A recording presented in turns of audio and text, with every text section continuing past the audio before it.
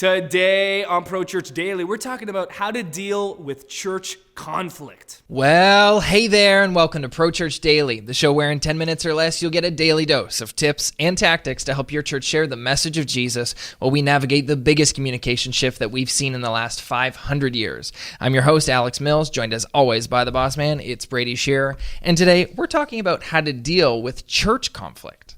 The other day, not too long ago, Alex, I noticed that a colleague of mine, someone who I've been friends with before, was making a number of, let's say, publicly critical statements of me. And I thought this behavior was a little bit unusual. So I reached out to this individual through a DM. And in the course of our conversation, essentially, a number of very hurtful things were said in my direction. I'm not going to say exactly what was said, but essentially, this individual was being very critical of my integrity. Which is different than being critical of your work. And we've talked about that before. Right. And it's also different than someone online being like, wolf in sheep's clothing. And you're just like, hey man, sorry you didn't like this video about Facebook. This is a friend of mine. This is a colleague. This is someone who I still respect greatly. And it was very hurtful. I was very upset. And so I did everything I could, the best that I could, to not respond in the moment. And I really don't want this episode to look like, oh, and then I did this honorable thing. Look at how well I am handled this essentially situation. just a toddler, one tantrum away from doing something destructive. And I was in the backyard with my daughter. I almost threw my phone over the fence. And I was like, okay, I am in a bad place. Put the phone down. I went to the front room, closed the door, gave my daughter to my wife.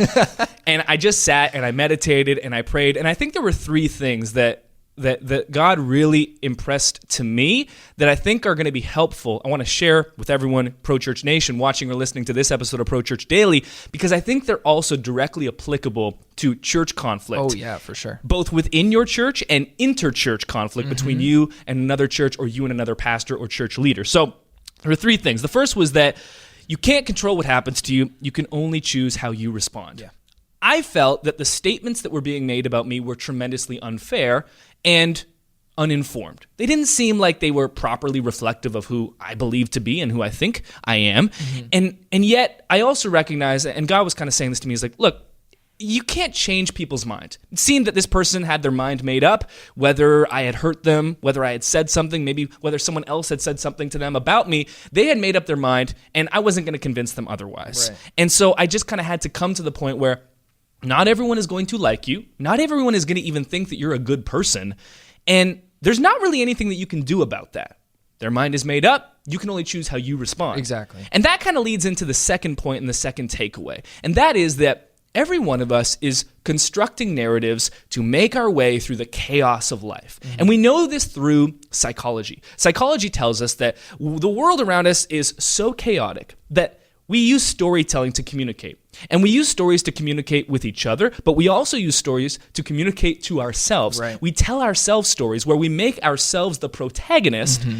And if a story has a protagonist, what does it also require? It has to have an antagonist. An antagonist. And if we're in the church world, it's very likely that the antagonists that we're creating are either the Democrats or the people in our lives. Yeah. And that means other church leaders, other churches. And we're creating this narrative because we need to know that there's a better purpose for us. We need to know that there's a greater plan. We need to know that this is not indicative of everything around us, that there's something in the future.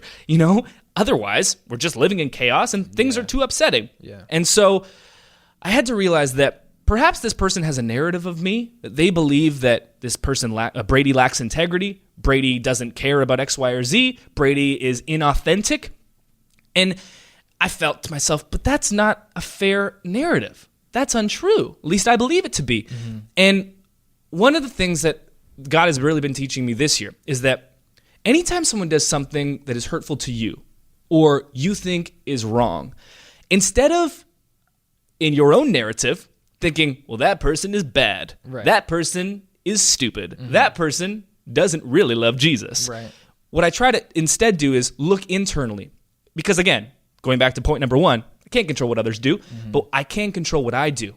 And we're all dysfunctional. If you've ever been in a church, there's probably been conflict because there are people in the church, people that are dysfunctional, thus making the church dysfunctional. Yeah. So I'd ask myself, I said, how are you doing this? The thing that's happening to you right now that you really don't like and you think is really unfair, when are you doing that to others? Right. What narratives have you constructed that are unfair to other people? And it really brought me to the point where I was like, you know what? This isn't about me. And that brings me to the third point. Like, it's not my job to protect my reputation. This isn't about protecting the name of Brady Shearer. And if someone's being publicly critical of me, sometimes I can jump in and say, hey, I think there's a misunderstanding. But if someone has their mindset and is like, look, I'm going to publicly critique you, then you know what? Go for it. Like, that's your call. And this isn't really about me. We're all in church space, and this is about the name of Jesus being lifted higher, not the name of Brady being lifted higher. And I am dysfunctional, and I am messed up. So maybe I did play a role in this. I wasn't given any details, but maybe I did do something wrong. And if that's the case, then I got to own up to that because I need to be better. And it reminds me of that verse, John the Baptist, John 3:30. He must become greater, I must become less. Right. I don't need to protect the Brady Shearer brand. I don't need to defend the Brady Shearer brand around every single turn because it's not a brand worth defending. And that's not easy. Like, we can say this Again, I threw my phone almost. Right, like we can say this now because like you've come out on the other side of this, and as your pastor talking, I'd like to say that you actually did handle yourself very, very well. We kind of walked through this after, or like immediately after it happened. But I called you. I was like, people are being mean to me. But like in the moment, that's so hard to do, to kind of relinquish that compulsion to defend yourself and just almost, and I'm hesitating from saying it because I don't want it to sound too cliche, but just like let God be your defender, and not let go and let God. Something like that. And it's not easy, but it is the right way. It is right. the narrow path, if you will. And it feels really difficult and almost like something's being taken from you in the moment. Right. But if you walk through it, you'll feel so much liberation on the other side. Knowing that you didn't have to defend yourself and you were just responsible for you and taking responsibility and ownership of who you are and what you say and what you've done and moving along. But even in that moment, saying I'm not going to react to this the way I'm feeling right now. I'm going to choose not to be offendable. I'm going to be unoffendable in this moment. And I'm reminded of that scripture that says, as much as depends on you, be at peace with all men. Right? And so it puts all the ownership on you, that in whatever situation you face, and think of the person who wrote that, the Apostle Paul.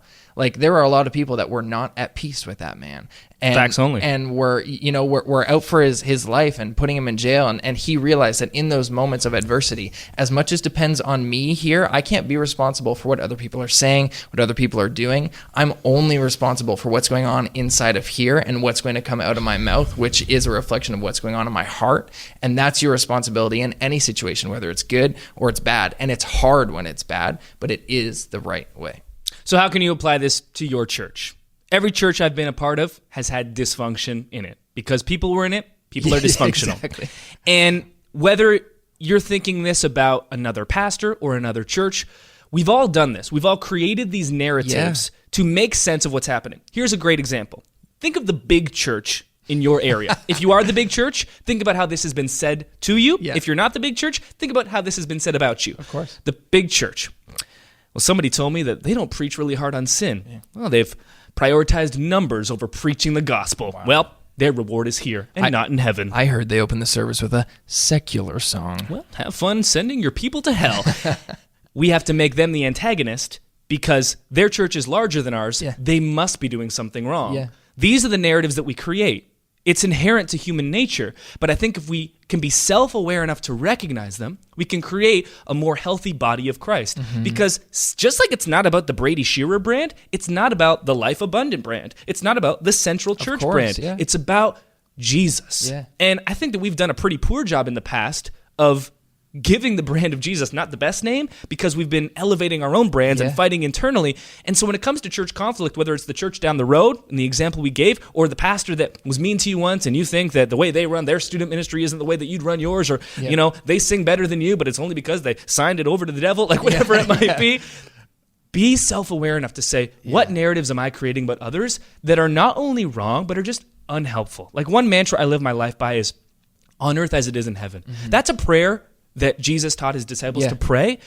but we're active agents in that prayer. It's not just, Lord, bring heaven to earth. It's, Lord, enable me, allow me to bring heaven to earth in every decision I make. So I can get mad at this person, back to my situation, and lash out at them, but that's just bringing more death and more hell into my own life and into their life. Where, as much as it relies on me, I want to bring heaven into earth, be an active agent in redemption. Yeah. And a final thing that I want to mention, and this I think ties together so much of what we do in Pro Church Daily together, and we're going to go a tiny bit long with this episode. Yeah, that's fine. As I was meditating and praying, there was this single thing that kept popping up into my mind. And fascinatingly enough, it was Stephen Furtick, a thing that I had seen on social media, inconsequentially, just by chance. Yeah. And truthfully, the style of Stephen Furtick's preaching isn't really my style. I think that Elevation Church does amazing things. I probably wouldn't attend. That's really not my vibe. You're not listening to his podcast on the No, daily. and that's not being critical of them. Right. It's just saying different churches for different people. Yep. I follow Elevation on social because they do social so well, and I want to learn from them. But there was this certain clip, and it was of Stephen Furtick talking to his interns.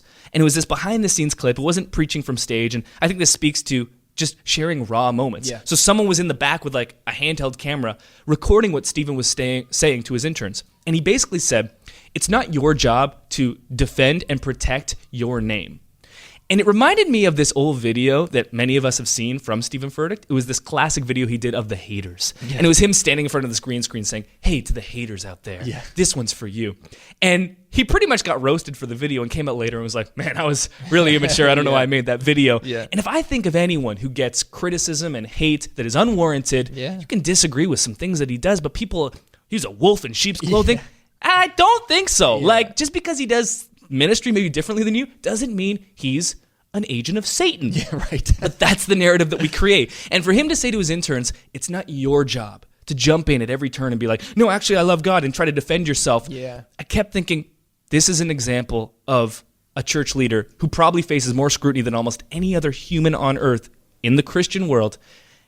And this is his biggest takeaway. I think it can be my takeaway too. And this is also a sidebar for stopping the scroll on social.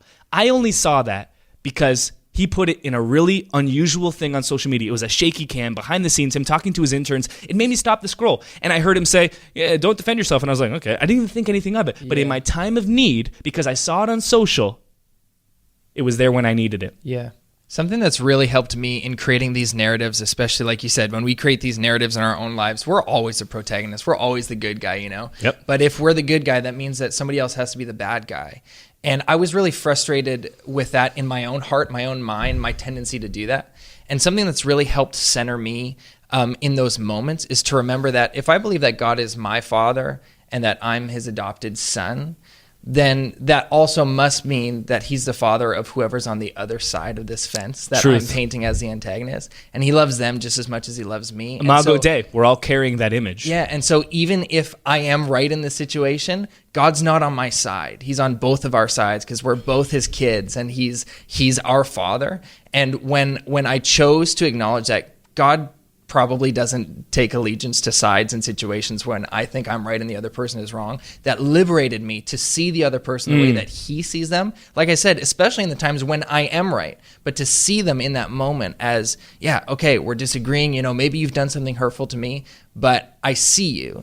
And I'm going to be able, because I see you, I can now respond to you from a different place. I'm not trying to defend myself. I'm not trying to prove myself, but I can respond in this moment in love because I can see you. And that's really helped me, and maybe that will help somebody who's listening. When this inevitably happens to you, Yeah, it's going to happen. you're going to get angry. And similarly to Brady, you're going to want to throw a toddler tantrum just like your daughter and throw your phone over the fence. Just take a moment. Take a deep breath in, a deep breath out. Yeah. Ask yourself, what narrative here is untrue that I'm painting? And let God take it from there. There you go. That'll do it for today's episode. Extra long episode of Pro Church Daily. We'll see you next time. Hey, thanks for watching today's episode of Pro Church Daily. We do appreciate it. Hit the subscribe button, and it'll mean the world to us. Hit the like button. It'll mean the double world to us. Double world.